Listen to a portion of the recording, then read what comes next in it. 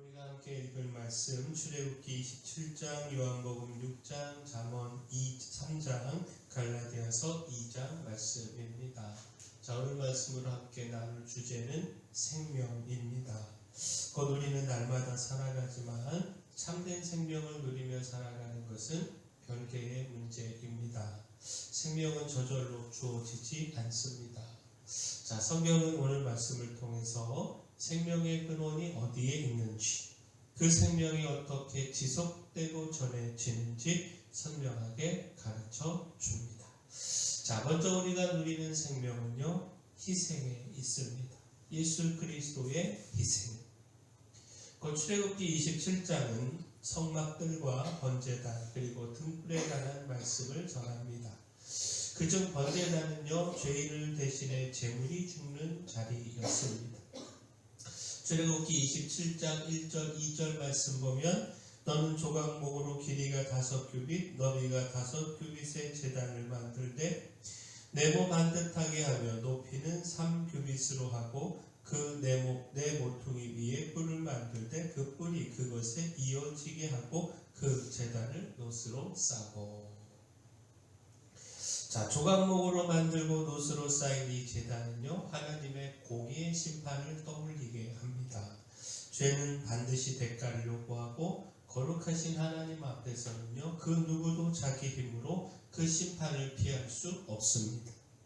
근데 바로 그 제단 위에 제물의 피가 뿌려집니다. 심판을 받아야 할 자리에 대신 죽는 희생이 놓이게 되는 겁니다. 자, 이 번제단은 결국 예수 그리스도의 십자가를 가리킵니다. 예수님께서 우리 죄를 대신 지시고 희생 제물이 되셨기에 우리는 하나님의 공의 앞에서 정죄가 아니라 용서를 받게 됐습니다.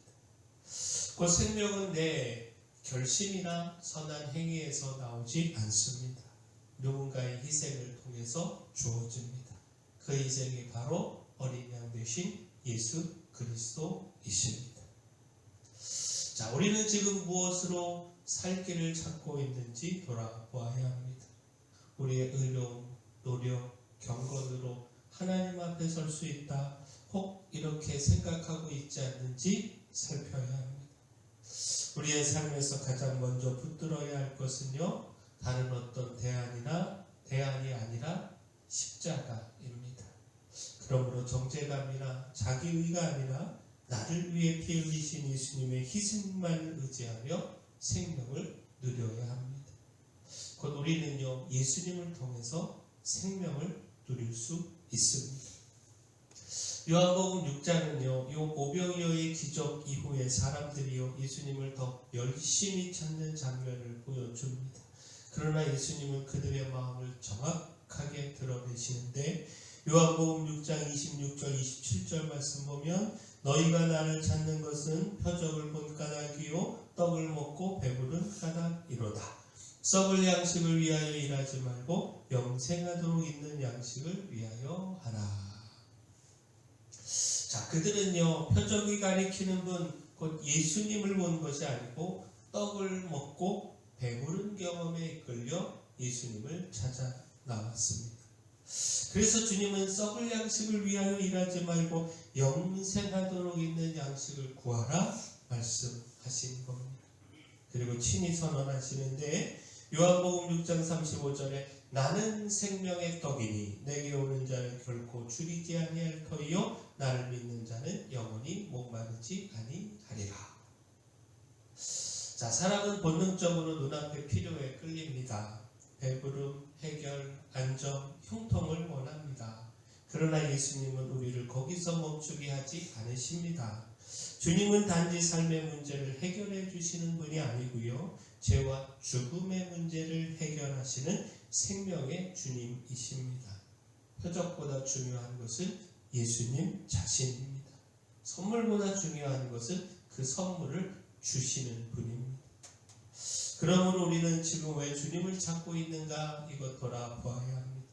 우리 기도의 중심이 생명보다 혹 문제 해결에만 있지는 않는지, 예수님보다 예수님이 주실 것 이것에 더 마음을 두고 있지 않는지 살펴야 합니다.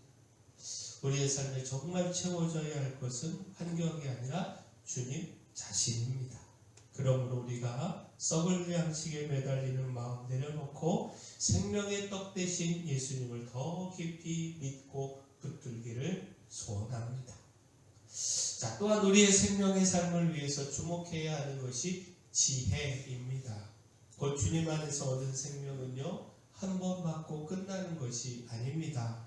날마다 하나님을 경외하는 가운데 지속되어야 합니다. 잠언 3장은요, 여호와 말씀을 마음에 간직하고 또 여호와를 신뢰하고 공경하라 권합니다. 그 중심에서 지혜를 생명나무라고 부릅니다. 잠언 3장 18절에 지혜는 그 얻은 자에게 생명나무라, 지혜를 가진 자는 복되도다. 또한 21절 22절 말씀 보면 내 아들아 완전한 지혜와 근신을 지키고 이것들이 내 눈앞에서 떠나지 말게 하라.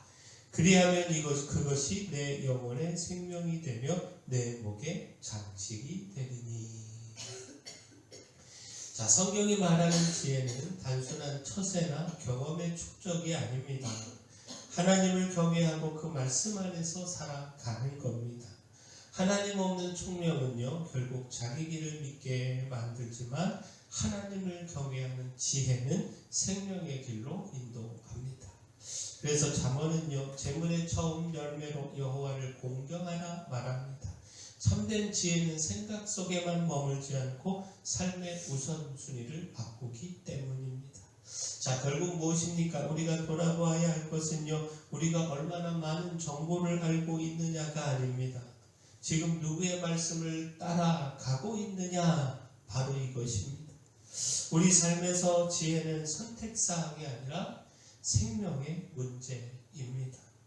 그러므로 우리가 눈앞의 유익보다 하나님을 경외하는 길을 택하고요, 말씀에 순종하는 것이 참된 복임을 깨닫고 그 말씀 다시 붙들기를 소원합니다. 자, 또한 우리가 생명을 위해서 놓치지 말아야 하는 것, 복음입니다. 그 생명은 십자가에서 시작되고 예수님 안에서 누려지며 지혜로운 순종 가운데 이어집니다. 그러나 그 모든 삶의 기초를 끝까지 바로 세우는 것은 복음입니다.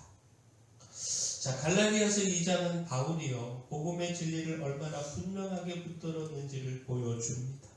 베드로는 한때 이방인들과 함께 교제했지만 어떤 사람들을 두려워하여 뒤로 물러나 외식했고요, 그 영향으로 바나바까지 흔들렸습니다. 그때 바울은 타협하지 않고 복음의 핵심을 분명히 선언합니다. 갈라디아서 2장 16절에 사람이 의롭게 되는 것은 율법의 행위로 말미암음이 아니요 오직 예수 그리스도를 믿음으로 말미암는 줄 알므로 우리도 그리스도 예수를 믿나니 이는 우리가 율법의 행위로서가 아니고 그리스도를 믿음으로써 의롭다 함을 얻으려 함이라. 율법의 행위로서는 의롭다 함을 얻을 육체가 없느니라. 자, 복음은 여기에 있습니다. 내가 무엇을 해서 하나님께 받아들여지는 사람이 되는 것이 아닙니다. 이미 예수 그리스도께서 이루신 구원을 믿음으로 받아들이는 겁니다. 생명은 행위의 결과가 아니라 은혜의 선물입니다. 그래서 복음은요, 우리를 무너뜨리기도 하고 또 살리기도 합니다. 그러니까 내 자랑을 꺾고 오직 그리스도만 붙들게 한다라는 겁니다. 자, 결국 무엇입니까? 우리는 여전히 우리의 열심과 경건으로 스스로를 의롭다 여기고 있지는 않는지, 사람의 시선과 분위기 때문에 복음의 자유를 놓치고 있지 않는지 살펴야 합니다. 흔들릴 때마다 다시 복음 앞으로 돌아가 오직 주님의 은혜로 사는 생명을 붙들어야 합니다. 자, 십자가에서 대속의 제물로 희생하신 예수 그리스도를 통하여 우리는 생명을 누릴 수 있습니다. 이 생명은 하나님을 경외하며 그 말씀을 지키며 살아가는 삶의 지혜의 삶으로 지속이 됩니다. 또한 타협하지 않고 오직 복음만 붙들고 전함으로 그 생명을 전할 수 있습니다. 바라기는 우리가 이 모든 것을 통해서 생명의 삶 살아가고 또 전하는 삶 살아가기를 소원합니다. 사랑의 주 하나님, 주님 안에 있는 생명을 바로 깨닫고 보아서 우리의 필요를 채우고자 하는 욕심 때문이 아니라 그 안에 담긴 생명 때문에 주님을 찾고 따르기를 소원합니다. 은금이 아닌 지혜를 구하고 재물과 소산물의 처음 열매로 여호와를 경외하며 생명의 삶을 살게 하여 주시며 타협하지 않고 오직 복음만을 붙들고 전함으로 생명을 누리며 또 나누게 하여 주시옵소서. 교회 내 연약한 모든 분들 주님께서 치료하여 주시고 또 저희 교회 주신 사명 이 마을의 빛이요 소금으로서의 사명 잘 감당할 수 있도록 힘도 주시고 일꾼도 더 보내 주시옵소서. 예수님의 이름으로 기도합니다.